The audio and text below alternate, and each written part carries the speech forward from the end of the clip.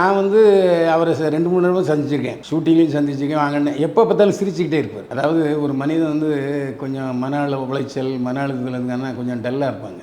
அவர்கிட்ட அதை இப்போ எதிர்பார்க்க முடியாது. அவ்வளோ பிரிஸ்காகவும் சிரிப்பாகவும் வாங்கினேன் அவனே ஒரு கலகலப்பாக இருப்பார். தன்னுடைய துயரங்களையும் சோகங்களையும் வெளியே அவர் சொல்லிக்கிட்டதே இல்லை.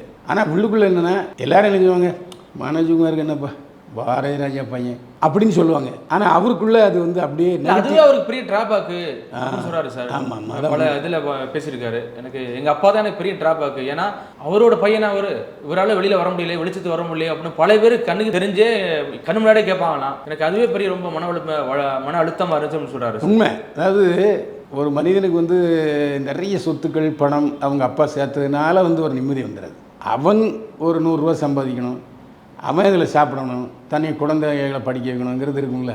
என்னுடைய உழைப்பில் நான் என்னுடைய குடும்பத்தை காப்பாற்றணுங்கிற எண்ணம் அவருக்கு நிறைய இருந்திருக்கு.